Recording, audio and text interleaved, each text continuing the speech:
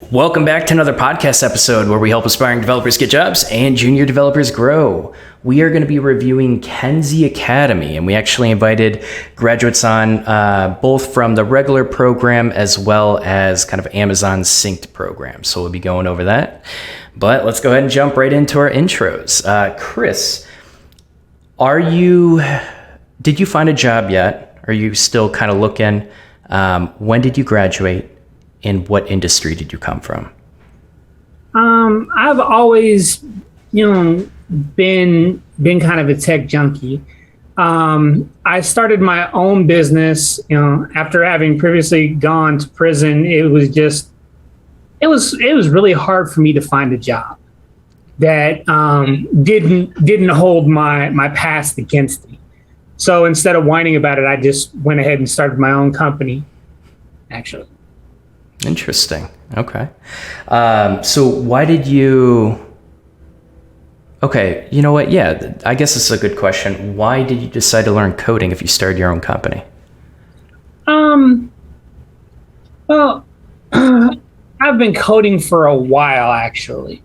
But I wanted to learn newer ways of doing things because the stuff that I learned to do in the 90s, when I first started learning to code, is not necessarily applicable the best way to do things today.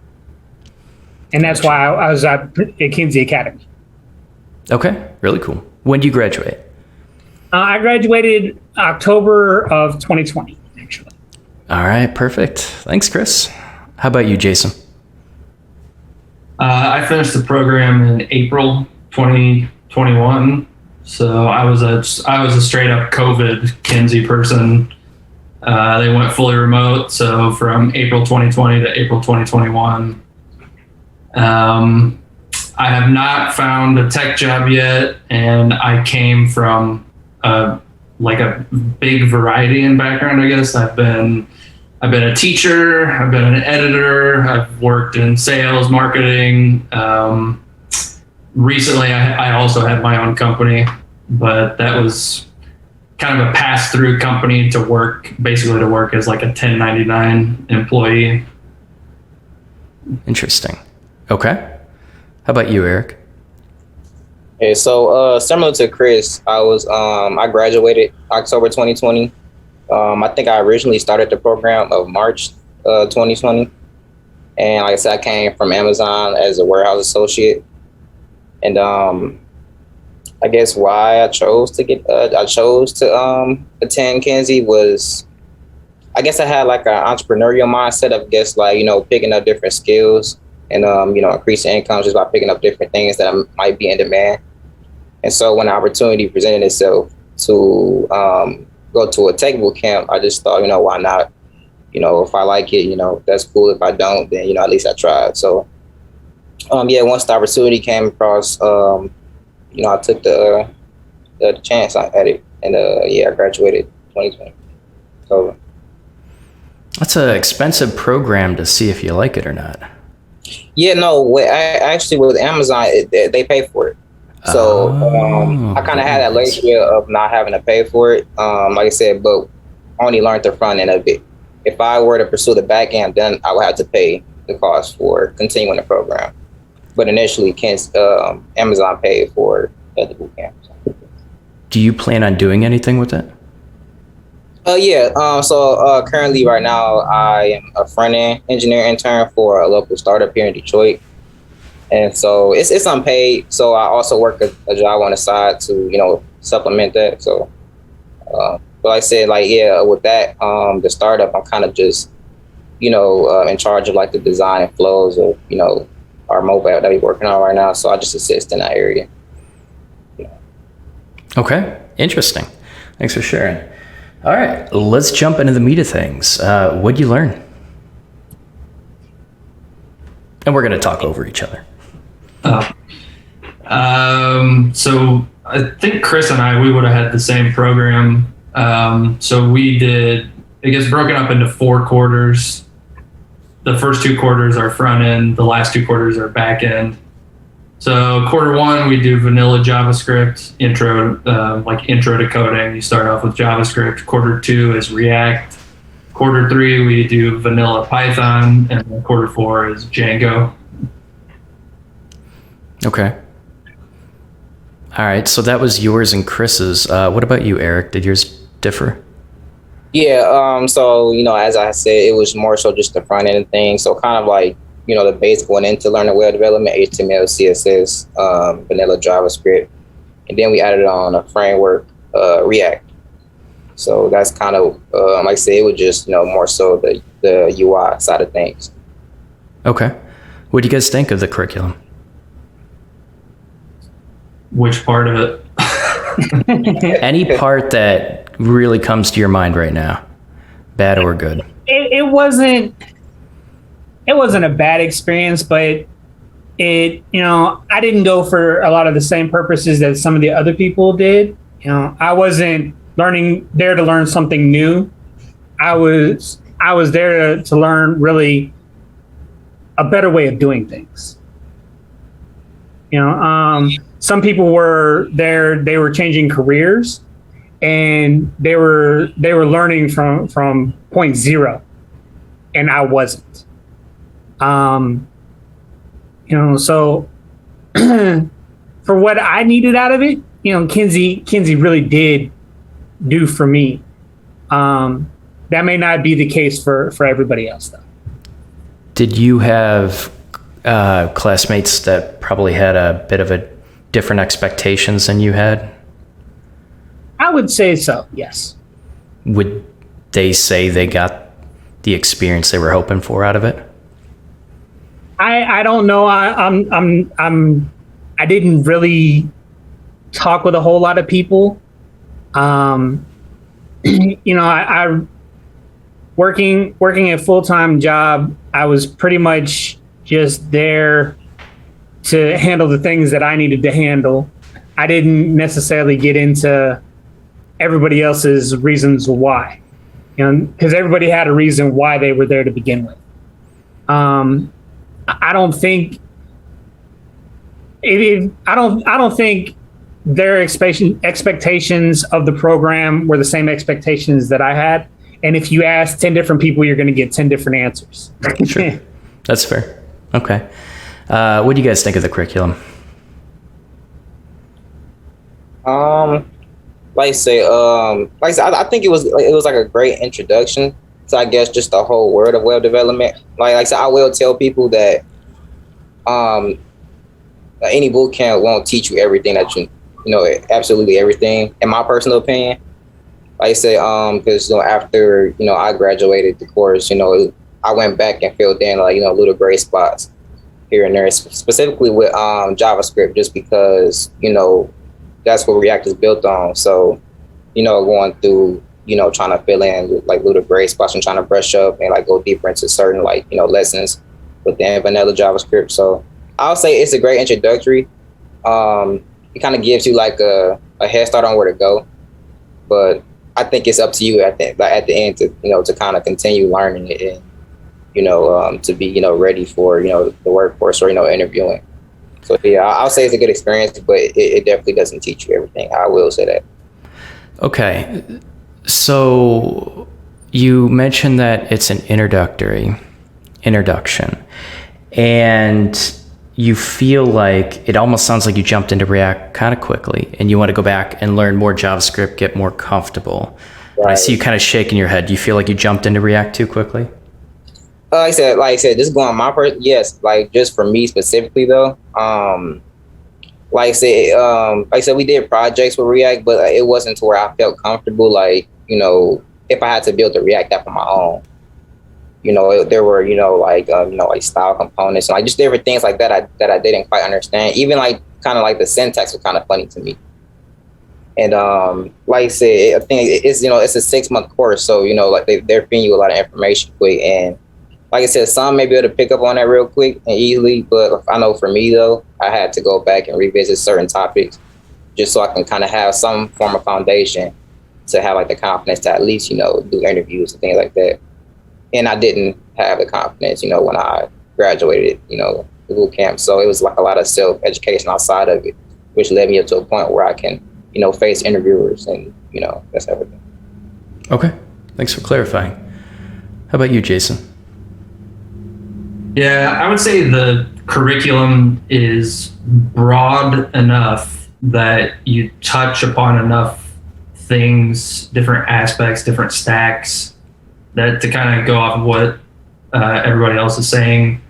Everyone goes into Kenzie with their own outcome that they're looking for, but the curriculum, I think, is broad enough that you should be able to pinpoint something that you like specifically. I mean, I can think of a couple. I can think of the guy that I'm thinking of who's probably unanimously the best coder in the boot camp despises Python. Like, he just hates Python, but he is a badass at JavaScript, front end React stuff, so I think I guess that's what I would say about the curriculum is that, yes, it can be broad. It's broad enough that everyone should get something out of it. But because it's so broad, like Eric is saying, you're not going to spend enough time on anything to really master it, right?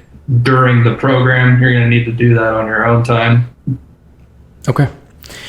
So, one goal of a coding boot camp, and all of you seem to really emphasize this, is you want to get a feel for everything that's out there and kind of the path going forward, right? And so you supplement to clarify all of that.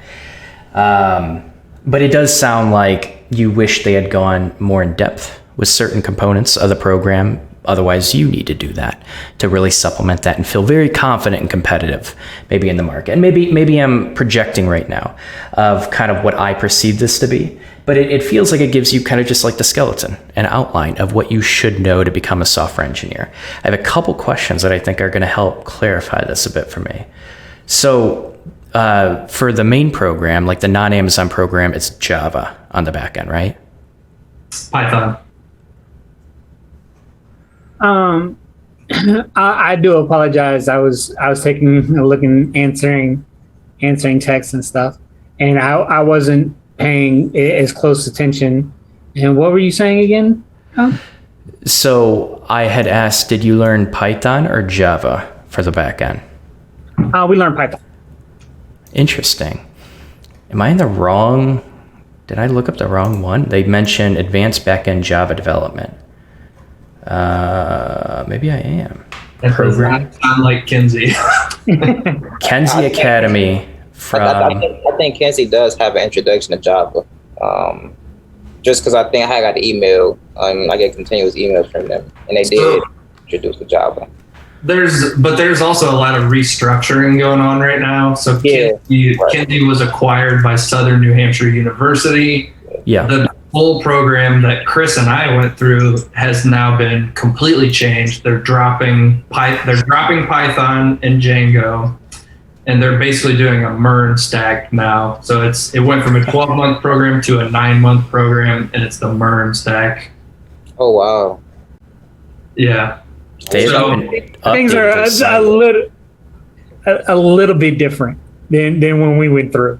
But I don't remember anything being talked about Java at all. I definitely don't think. I think we only spent like a couple of days, maybe a week, talking about Java, because the meat and potatoes of what we worked with wasn't Java. It was JavaScript and Python. Those were the main core languages of what we learned about. Okay, cool. All right, well, that updates some of the questions that I want to ask, so that's good to know. So did they, I guess I'm kind of curious, at least I can ask this about the front end. How comfortable did you feel with CSS, vanilla CSS, not bringing in a CSS library like Bootstrap or anything like that, like actual custom CSS? Well, like while in the program, or like just after graduating? After graduating. Truthfully, like I said, I wasn't feeling that confident. Like, as I said before, it was just, like, it was very fast paced, which is expected. It's a boot camp. Kind of just like you said, gives you like the outline of what to do, and then if you want to go deeper on those subjects, then you can choose to do so, and that's what I did. And that's when I ended up learning of course Flexbox grid, like just on my own terms.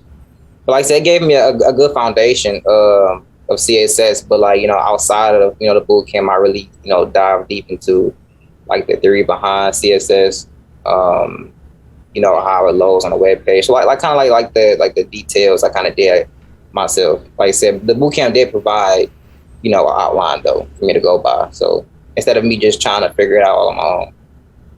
Okay. When I was dealing with CSS, we didn't actually cover that a whole heck of a lot in the front end of things. We covered more.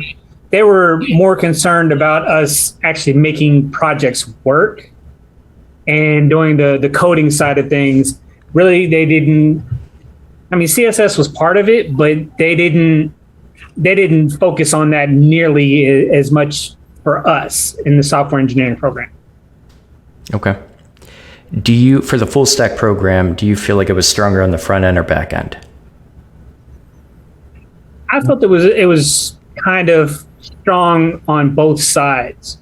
They were really great in bringing in Randy.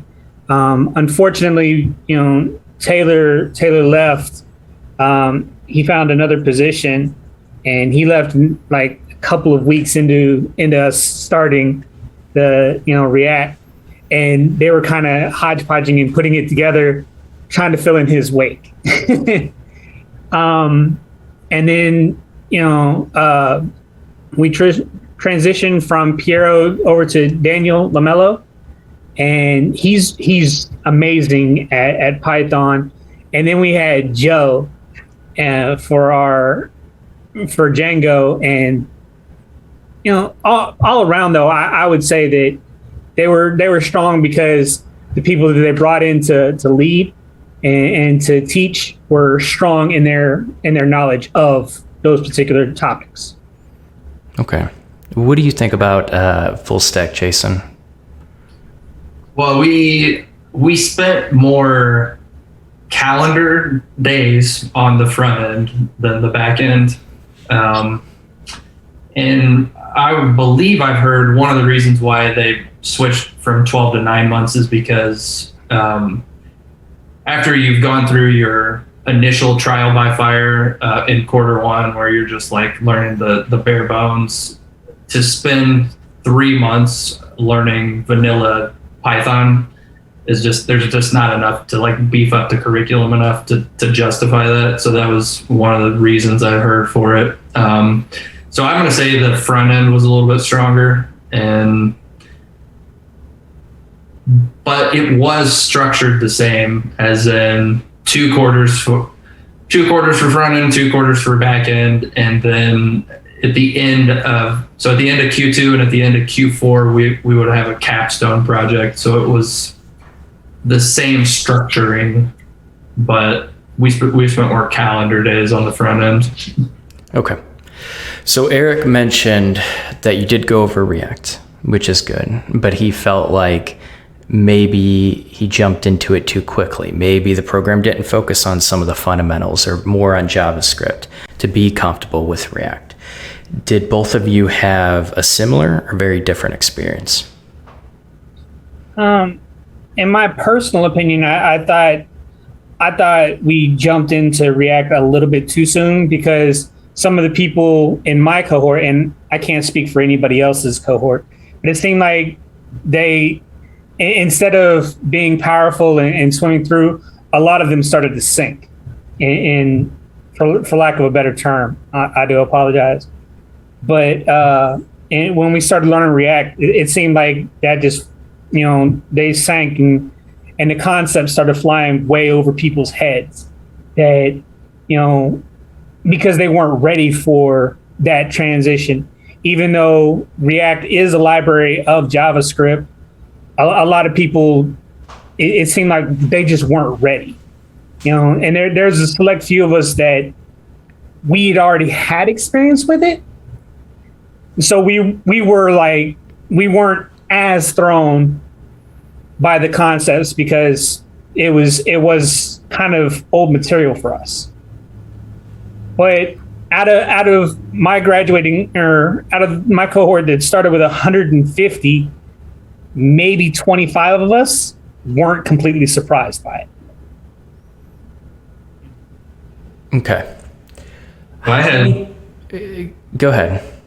I had kind of a different experience and opinion, I think, where I think we did spend enough time on vanilla JavaScript, and for me personally, diving into React helped me learn JavaScript better a little bit. And we did have some of the organizational issues that I think Chris experienced, where I had heard that they had their instructor leave, just kind of walk away in the middle of the quarter. And did you have Vince after that, Chris? Was he there? No, Vince came after we'd gone to Q3. Okay. They spent the entire time that we were in Q3 looking for a replacement for Taylor, and they settled on Vince. Okay. Yeah. So I bring that up because Vince, I did and I still do talk to quite a few people in the program, and Vince, it seems to be not a unanimous opinion by any means, but more than a few people just came to the conclusion that Vince is an amazing coder, but he's not like the greatest lecturer. So basically what we would get was we would just be able to watch somebody in demo just doing some amazing coding, but not really getting the correct instructions, like the appropriate explanations for what was going on. Would you echo that, Chris? I actually would, because we had some amazing people, come in after Taylor and do things, but they weren't, the best of teachers of the subject. They could code, blindfolded, but telling you what they were doing, so that the people in the back could actually understand it, they weren't very good at that. Not everybody was. Yeah. And also the guy that I mentioned, who was my Q2 instructor, is also no longer at Kenzie. So I'm not sure who took over for that.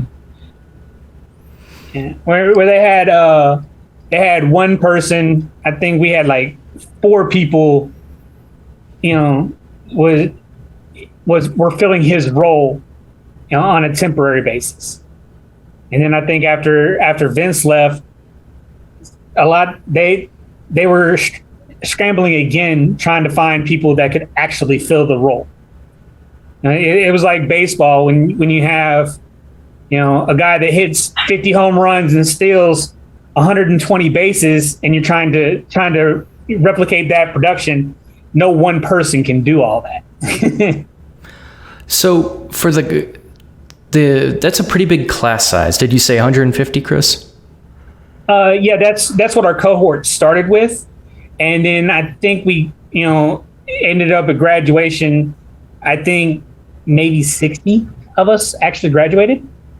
Oh, wow. Okay. We had a huge attrition rate, but that was something that I was used to after serving in the military and being with the SEALs. We started with like 150 people as well, and only like 10 of us put on Tridents at the end of the 2 years. And so at the end of the year, some people, they were only there for like the front end, or they were only there for specific things. And then once they got that, they left. So not everybody was there, for that for beginning to end, if that makes any kind of sense. Yeah, that makes sense. That sounded great in my head, but I wasn't 100% sure if it translated out well. No, you're good. That makes a lot of sense. I think that gives me a better picture of what you're talking about. It scared me when you said 150 to 60 at first, but it does sound like it attracts people that have a lot of different goals. And that's kind of the vibe I'm getting. And it feels like it tries to be adaptable. They really do their very best to be adaptable. It sounds like it. And that's good. Some programs don't. And that's why... it depends. Some programs just aren't equipped to be able to do that. It's a very, very hard thing to basically promise quality education that's consistent throughout the entire thing, and then have all these other people be on very different levels, have very different goals. That's why most coding bootcamps try to line everyone up, right? So Kenzie Academy is tackling a harder challenge, and it could be helpful towards people. I'm guessing, we're not going to dive into the why, but that can create burnout. When you have a lack of consistency, it can create a lot of frustration. I mean, like, you got to look at communication and, like, ultimately, like, the mission that drives whoever runs the program. But the lack of inconsistency can be tricky to manage. And the fact that they're changing the curriculum, like you said, I think, like, the one thing that I'm worried about, they're making a lot of changes very quickly. Like, if they lose an instructor, that's unfortunate, but that does happen. And it can affect the quality of the course itself. But, you mentioned, okay, getting rid of Python. I see Java on Kenzie Academy from Southern New Hampshire University. You had mentioned focus might actually be on MERN stack. It sounds like they're trying to change a lot. I'm assuming, and if you guys know, correct me if I'm wrong, I'm assuming they're adopting the curriculum based on the instructors that they're hiring and the knowledge they have. Is that true? I would, in my personal opinion of it, I would say that would be the case. Like, some people are stronger with like the MERN stack than they are, like the just strictly front end or strictly back end. Yeah, I don't have any, like, inside knowledge as to be able to say, authoritatively why they're doing what they're doing. It obviously could have a lot to do with the acquisition. It could have to do with the instructors. It could be a variety of reasons. I don't know enough to say anything about it. Yeah, I think I don't know if it's just my cohort, but I know we did have a few chances to talk with. His name is Chuck, who created Kenzie Academy. Mm-hmm. And like I said, I think from my perspective, I like looking at it, I think that it's like Kenzie is still, like, in its early stages and trying to adapt to, like, I guess what's most sought out. I guess as far as, like, tech stacks. Yeah. And like I said, like, it's a relatively young company, so just like any company, I feel like it's making changes. That's one thing that I have as, like, a pro and a con, which is right. Kenzie really tries to mimic a true startup company environment where there's all this there's constant stuff happening, so you have to pivot and adapt and change appropriately. They're really good about taking student input to pivot and make those changes, but it's also a con in the sense that changing that rapidly, like, Chris, when did you graduate? October 2020. Yeah, so I guarantee you that I finished 2 cohorts after you. I guarantee you that we had wildly different programs and experiences just because that's how rapidly it changes. So I know maybe not 2 cohorts back, but like 4 or 5 cohorts back, there was no such thing as a placement team, whereas they were just starting to form a placement team that I've been able to work with to help with job placement. And people who were like the OGs of Kenzie, in the first 2 years, they had no placement team to work with. So those are some positive changes, but then, like, if you missed out on it, then you missed out on it. So I think, like, what's that Mento? I think was that your replacement team, and you guys' cohort, was it Mento? Was the company name Mento? I know. Oh no, it's in house now. Like, it's an in-house placement team. Now they're Southern New Hampshire employees, but they were, like, Kenzie Academy employees specifically on what they're calling the placement team. But now it's been absorbed by Southern New Hampshire. Yes, I think all 3 of us may have a different. Yeah, because I think our placement teams might have been different too. Yeah, so that rapid that rapid evolution is it's such a mixed bag, Like, there's a lot of positives and there's some cons to it as well, just by its own nature, Yeah. Right.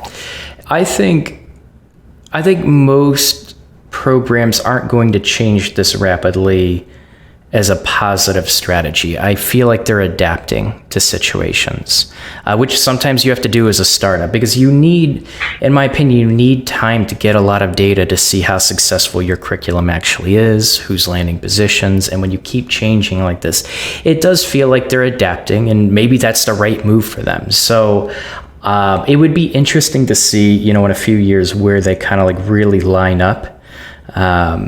But this is really useful. I mean, these are good questions that students deserve to know about, and they should ask, right? The stack you choose should influence the coding bootcamp you go to, in my opinion. Because for example, you don't really want to go to a coding bootcamp that teaches mobile development when, in that stack, when you really love web development. So I advise developers to kind of experiment just a little bit to get a feel for like what you like building specifically, and you can look at marketable stacks. But yeah, I think people should know exactly what stack and what languages are going to be learning. So that's a question I would just encourage everyone to ask, even if it's on the website. Okay, a lot of information. What do I want to ask? I have like 10 questions in mind, and I think I need to solidify it. When you would get stuck, when you needed help, when you were like struggling through something, how much support did you feel like you had from the program, from the instructors or any TAs? I would say, I say in my case is like 95, 100%. Like I said, Kenzie does, always have the help, if need be on Slack channels, you can always reach out to somebody. And like I said, they'll eventually get back to you, usually within like 30 minutes to an hour. Maybe, if like I said, maybe if, the facilitators are in a meeting, right after that, they'll get back to you. So I'd say it is 100% support at Kenzie, in my opinion. Okay. Yeah, we had, when I was there, I didn't take full usage of them very often, but we had the coaches at different levels, and then we had the facilitators. And then if we still couldn't get the problem fixed, at a lower level, then we would bring in the instructors, and usually they would help you get. So I had no problems whatsoever with getting the help that I needed, when I needed it. And like at 2, 3 in the morning, those guys were still willing to help, and They were still talking to you. So. Because I know I coded like super duper late at night because I had other things going on during the day. And the people at Kenzie and the people that I dealt with in general, they were willing to help me even though it was at weird hours. Okay. When I actually did need help. And usually when I asked for help, it was I had broken something really, really badly. and they were like, oh. But what I will do is help you find the person that does know about this. Okay. Yeah, I 100% agree. I mean, it's just, everybody is just so helpful, willing to basically bend over backwards to help you. There is even a good hierarchical structure of how you can use help, where we had, I don't know if they even still use it. There was this thing called Quackers that you could do, that they set up on Slack, where you just type in your question and then someone would get back to you. And then, like Chris was saying, there were coaches who are probably advanced students from 1 or 2 quarters ahead of you. So they had just gone through the curriculum like 3 months before. So you'd have coaches, and then you had facilitators who were leading groups of about 20 to 30 people. And then there would be the main instructor, and you could always even reach out to the main instructor if you felt like you needed to bump it up to that level. Okay. It sounds like... Yeah, they really did like to handle everything at the lowest level possible. Sure. Well, it sounds like they really had your back, and they really wanted to see you succeed and learn something from this program. Sounds like they cared. I learned a lot more. Yeah, I learned a lot of stuff from the alumni when I was in, and I try my best to pay it forward to the new people, and be that that voice, because some of our alumni, they're no longer there to answer the questions, but I am. And some of the guys the people that I graduated, I say guys, but guys, girls, it doesn't really matter. But the people that I graduated with, they're still there and they answer questions too. So no matter what, somebody is always there to support you. Okay.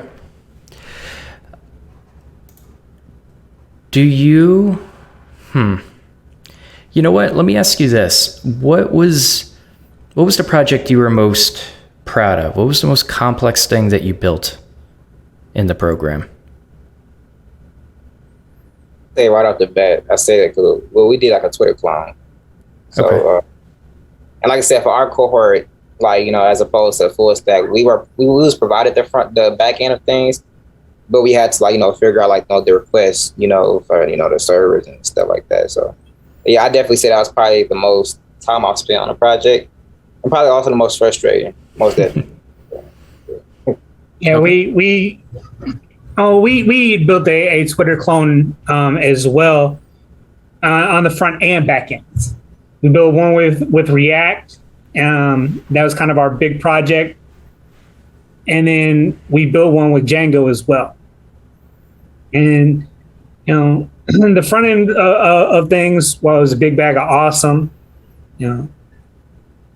Actually, when I can think back, Q1, what we did, we built the Connect 4 and the game to where you could have multiple players, and that would, to find a win condition, it would look, up and down, left and right, and at angles.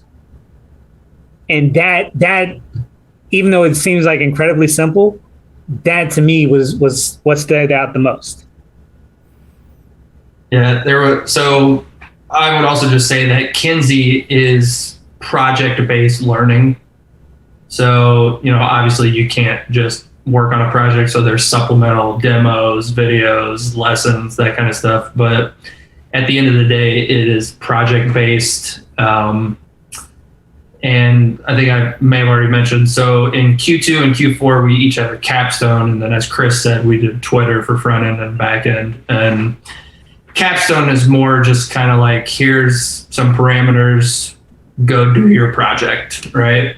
So for me, I think the hardest one for me was our Q2 capstone. We tried to do stuff. My team learned, nobody had ever had any experience with Firebase before. So we used Firebase, and then we had been taught Redux, and we're like, we don't want to use Redux. So we did MobX for our project. And so we just added unnecessary burdens on ourselves. So that was the toughest, most frustrating, but also the most rewarding because, trial by fire and all that. Yeah. I think capstone projects should challenge you to add a new library in. I know when I was there, we didn't have a Q2 capstone because our instructor left and they were like, no, now is probably not a good time to throw that in on them. But Fair Q4, in Q4, just before we graduated, we did a capstone, and the team that I worked with, it was great to work with those guys. Learned a whole lot about CSS, learned a whole lot about, what we could and couldn't do with Django. Because we tried to do a couple of things and Django was like, oh, that's cute. It's wrong, but it's cute. And, it was awesome to know what they were actually looking for in advance. And then we tried to go above and beyond that. So we learned what we could and couldn't do, in the time that we were given. And I thought, that to me is, the Connect 4 project was 1A and this would be 1B. Okay. And it just varies for me on a daily basis. I can't really say. No, that's fair. Thanks for clarifying. When you graduated, how prepared did you feel for an actual professional developer position? You're asking that question to people who I guarantee have had serious imposter syndrome at like every step of the way. So I don't feel that I was ever good enough and prepared enough, because it seemed like when I did a few of the interviews before I started my own company, you know, they wanted people to be senior devs, you know, from day one, and I just wasn't ready for that. And I could do it, but it's like when somebody's standing over your shoulder when you're driving or trying to pilot something, and you don't do a fantastic job, but as soon as they stop looking at you, then all of a sudden you do amazing. Of course. And that's where I personally stood. I was like, I could code circles around a lot of the people that were competing for me with the same job, but I wasn't able to express that as well. And I don't think I did a fantastic job. And I don't think it wasn't anything as far as me not, you know, getting the job right after graduation. It wasn't anything that Kenzie did. It was more about me and my shortcomings and my failures, if that makes any sense. No. Okay. Yeah, I think not to cut you off. Like I had said, I didn't feel the most confident coming out of the boot camp. Like I said, I did have an interview though, like I think about like a month after the boot camp, and like I said, the recruiter was nice enough to kind of give me a few tips and basically confirm what I was feeling. Just telling me like code projects, just feel like even if it's open source, just ask people code with people and just do more projects. Just like he could see that I was nowhere near confident where ask certain questions and I feel like that's another thing that maybe not like all boot camps touch on is like soft skills or like behavioral questions and stuff like that. So like all that was new to me on my first interview. So I definitely learned a lot, and it kind of confirmed that I need to go more in depth with these tools that I've just picked up within this boot camp. So, would you three have paid more for mock interviews to help you feel more comfortable? No. Yeah, I probably would. I probably wouldn't, just because. Well, actually, like at the time, I probably would consider it, but like looking at it now, like it's so many resources, especially through LinkedIn, at free resources, and people who came from boot camps who want to pay it back, by providing all a list of resources, things like that. Yeah, and we also get, we get the GitHub student developer pack, and it comes with like interview cake and all this other stuff that to help, like services that will help you prepare for that. And I know for me at least, the placement team basically was starting to be formed in Q3 for me, or maybe Q2, I'm not 100% clear, but it was really starting to they had assembled enough staff to beef it up, and the placement team is incredible. Like everyone I've worked with on the placement team. So there's not currently like a mandatory interview prep, but if you are somebody who's like, I feel like I could really use some interview prep, like a mock interview, you could very easily reach out to somebody and find someone to help you with the mock interview. Like no problem. Like that's not even a concern, it would happen. So. Okay. I think I have a pretty good feel for this so far. I love that they brought the placement team in. It sounds like whatever they do bring in, they fill it with staff that care, that are pretty good, and will invest that time into you. So that's good. Yeah,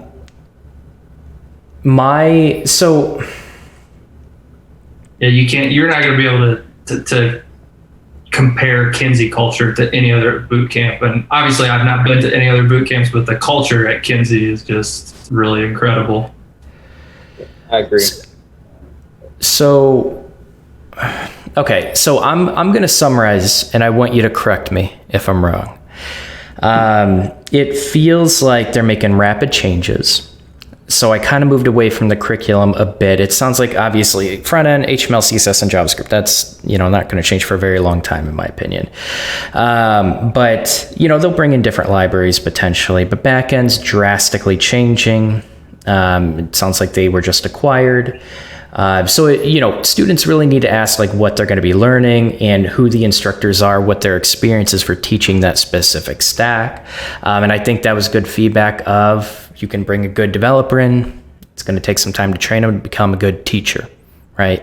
And that's important. And that's a very important aspect of hiring a teacher. I would rather bring a software engineer and teach them how to teach versus like bringing in a teacher that has no professional experience whatsoever. So I do like that they bring in professionals.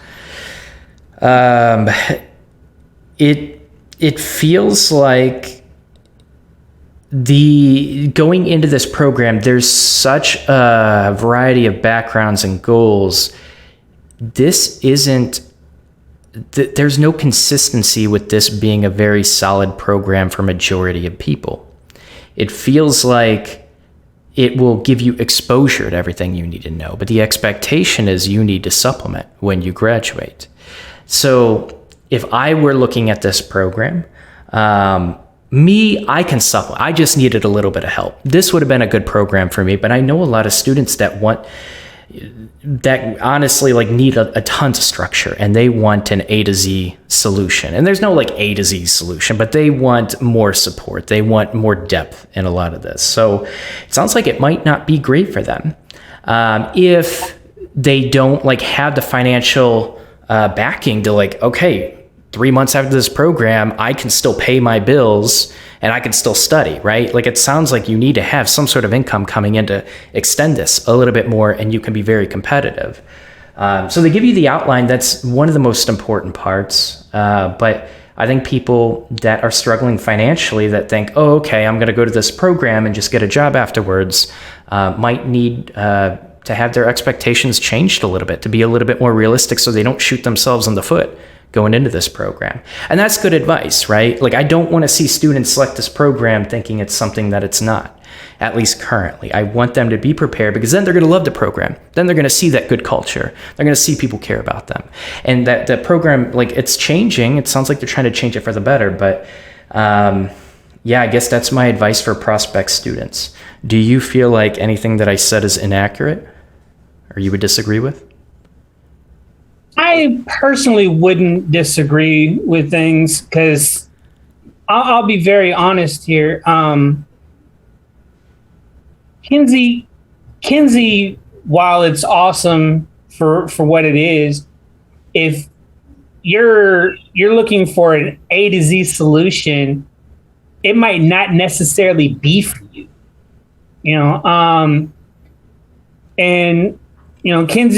Kenzie isn't like a lot of boot camps out there. They don't guarantee you a job, after you've done 6 weeks, or 24 weeks. Like they don't guarantee you a job. They actually never guarantee you a job. What they do is guarantee that, by the end of the program, that you'll have the skills in order to land a job. And as far as the skills go, they're absolutely right. That you will have the skills to be competitive. But that's after you've learned some things on your own, because they fit a whole lot of knowledge in a very short amount of time. Not everybody has the ability to process that.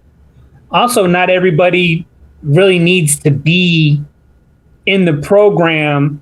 It's kind of like that shiny new toy that you get on, that the kids get on Christmas, and for like 6 months they're like all about that toy, and then something else comes along and they're all about that. And some of these people, some of the new prospects, they're setting themselves up for failure, because a lot of them have unrealistic expectations. Like that expectation of, oh, I do this boot camp and I'm going to get a 6-figure job immediately. I hate to be the bearer of bad news, but that's not the case for the vast majority of people. For the vast majority, a 6-figure income is only after you've been around doing things for a while. And like I said, I can't look at it, or I can't talk to, a junior level of things, because that's not where I'm at, in my career or mentally. I'm just not there. And it would be unfair of me to talk like that, because what worked for me won't necessarily work for Joe Schmo, that's coming into the program. But like you were saying, it's not going to be an A to Z solution, and no school, no boot camp, nothing is going to be that, unless you put in the work yourself, unless you put in extra work. Yes, you don't actually have to have a second or an income coming in to go to the school, because they are flexible and they will work with you. I would highly recommend that, though. That's just me. Well, I was just going to say, I noticed all three of us in the beginning said something about entrepreneurship, which I think is hilarious. It's so ironic, because Kenzie is basically set up to be the antithesis for entrepreneurs, where, and I don't know if you know, Don, but most Kenzie students are on an income share agreement. So you don't have to pay anything up front. And then after you graduate, you will be required to pay 13% of your income once you make over $40,000 a year.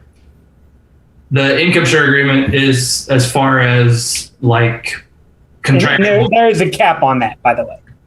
Yeah, as far as like contractual obligations to put yourself into debt, it's relatively friendly on the requirements, the stipulations for it, but there is that. So I'm just saying, it's weird that all three of us mentioned entrepreneurship, because most people, when they're learning about Kenzie and making the decision on whether to go, they are told this is a program that will land you a high-paying tech job when you come out of the end of it. So I don't know, that's just a little bit of irony that I noticed, but I do think it is sold as far as like, hey, do you want to get a good job? Then you should do this program. Right. Okay. And I think for me, like you said, piggybacking off what he just said, like you said, like going into it wasn't, I didn't have any crazy expectations to, I'm gonna get $100K, my first job. After that, I kind of expected it to be, like more like a long-term thing. Like I said, like that's just me though, because my mindset going into it was, let me just know like what is this? Like what is CSS? What is JavaScript? Like, no, like why am I using this? Like what purpose does it serve? And it was kind of like, just kind of give me like the first, she'll give me an outline, so I'll figure it out myself, after that point, dive deep into what I gotta, dive deep into. But like I said, it just depends on the person. Some people, expect to, a month after, 2 months after get a job or, a high paying job, like which is possible. There are boot camps where that happens, but like, you also got to think those are more established and been around for way longer. Like the flat irons or the lambdas and whatnot. But like I said, Kenzie is relatively new, so going into it, I already expected not to try to achieve anything crazy like that. Whatever, it's definitely possible though. But I kind of saved myself the disappointment by already going into it. Just I'm not really focused on trying to get a job right after. I just want to gain the skills, figure out what this is about. Okay. Yeah, it's really like your mileage may vary is a good way to think about Kenzie, because the length, it's so long. It's a year program, right? Like you're going to have such a variance in students coming from different backgrounds. Like a lot of people are working full time.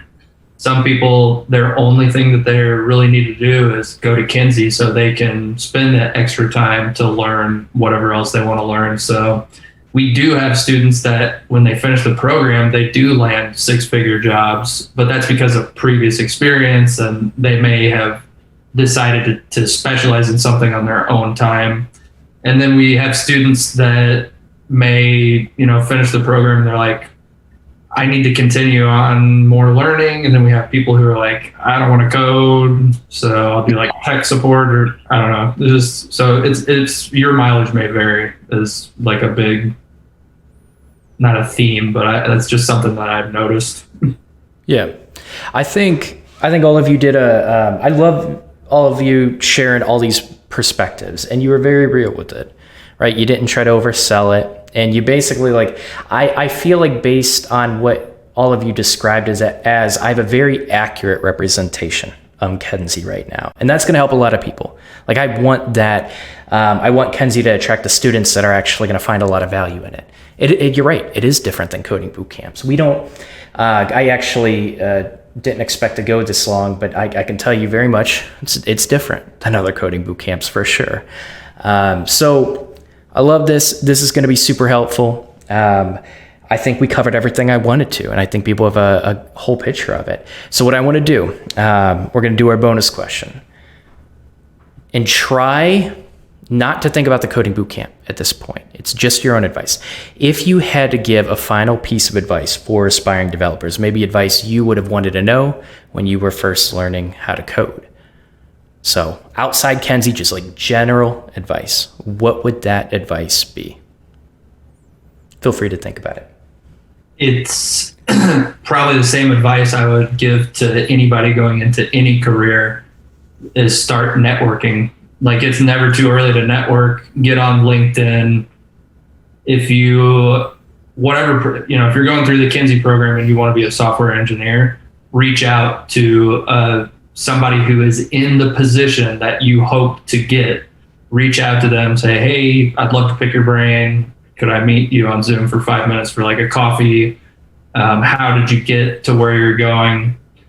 I see so many people in my cohort that they're done now and they're like, well, now I need to learn how to do this. And now I'm working on this certificate and I need to learn every stack under the sun and then I'll be able to get hired. And that may work, but it's like, you could do that for the rest of your life. And it's an unfortunate reality of the world that it's not what you know, it's who you know, right? That's an unfortunate reality. So that would be my advice. Like definitely study, learn how to code and learn how to get those technical skills, but do not let the soft skills go by the wayside, and definitely do some networking because it's incredibly hard, as you know, Don, because I think that's why you have this podcast, is to help people break into tech. Like it's just ridiculously hard to do.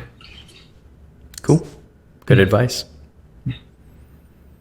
I said, I guess my advice going into it would be kind of like go into it with like a growth mindset, more so like a fixed mindset. Just because like from personal experience, I kind of went into it just, either I'm going to know this or I'm not. And, I also would say, take time to take care of yourself too. Take breaks because, you're going to feel stupid. This is like, especially, being new to programming, it's just, you'll feel stupid like most of the time. And like, there's nothing wrong with you. It ain't, how you don't have like a mental disability or anything like that. It's just, this is like it's a foreign thing, to most of us, who went into the boot camp. And so I would say definitely have like a growth mindset over it and be okay with not knowing something. Because like I said, most engineers don't know a lot, but they can probably figure out just about anything. I kind of feel like that's what coding is, what programmer is, in my personal opinion. It's just somebody who doesn't know a lot, but can figure anything out, through, search engine or whatever. So. Yeah. I agree. Practice your Google foo. Yeah, exactly. That's one of the things. That's one of the things that they teach us at Kenzie, to use your Google foo. If I was to give an advice to anyone that wants to do this, or anyone anywhere really, it'd be go into it what you're doing with your eyes open. A lot of people go in with their eyes closed, and they're not seeing it for what it actually is. I would say specialize in something that you love and love what you're doing before you start, because like Eric was saying, there are days you're going to feel dumb doing this. But if you love what you do, those days are going to be fewer and further between, and it's going to be easier for you to climb that mountain than if you don't love it. And if you go into it with your eyes, wide shut, for for the lack of a better term for it. Some people that are doing things, they're only doing it because they think that there's a lot of money in it, and there is. But if you go into it, for the sole purpose of I just want to get the money, and then not do this anymore, the money's not going to follow you. The money follows you if you're passionate about it. And like I said, I've been doing this since I was a kid. I'll leave, do something else, and then come back to it because this is where I'm comfortable. This is what I love to do. The same thing, with somebody that really loves basketball, or really loves baseball, or really loves football. They'll find something that they like about it and stay there. And look at coaches that they started off in Pee Wee and ended up in the NFL. Look at players that have started off at the Pee Wee leagues and ended up in the NFL. Right? A lot of the times, actually, I think the vast majority of times they loved what they were doing.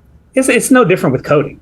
If you love it, then you're gonna put all your effort into it. You're gonna put your best foot forward, because it's not for somebody else; it's for you. And so that would be my advice: go into it with your eyes open. I went the mobile route. That's my specialty. But find something that you're passionate about and follow that. Go into that. Whether you want to be a trash man, be the best trash man that you can be. Right? And if you want to be a teacher, be the best teacher that you can. Because that actually matters to you, and it'll probably matter to somebody else. And they probably won't ever say anything to you. So just show that passion. But if you're going to do this, do it because you're passionate about it. Yeah, I think that's great advice. You really hit home with a lot of people that probably need that message, wonder why they're struggling, and I don't have any motivation. What's going to keep me going? It's, sometimes you were leaning on motivation, sometimes it was superficial, but I also like that you touched on, like, no matter what you're doing, whether you're, picking up trash, like, love what you're doing. Just make sure you love what you're doing. That's like, you're going to be successful no matter really what you do, because, success isn't about money. It's about fulfillment. It's about you doing you. Okay, that's a wrap. That's it. I think a lot of people are going to find this conversation pretty real, pretty valuable. I'm excited to see what people comment below. So let's jump into our outros. Chris, if people want to reach out to you, where could they reach you? You can go to my website, chriswarren.dev. You can reach out to me, LinkedIn. It's CDub. I'm on Twitter as well. They can reach out to me there. CDub 2019, I believe. Hold on, let me double check that. Because I could very well be wrong and telling the people the wrong thing. Oops.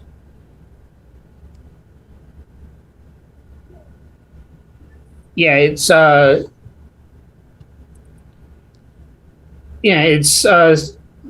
CDub 2019. Okay. And they can reach out to me there. I keep my DMs open. I'm on Instagram, but I don't really pay that much attention to it. Me too. I'm there, but you're not as likely to get an answer out of me as you are on Twitter or LinkedIn. All right. But my information is on my website, chriswarren.dev, and along with some of the projects that I worked on.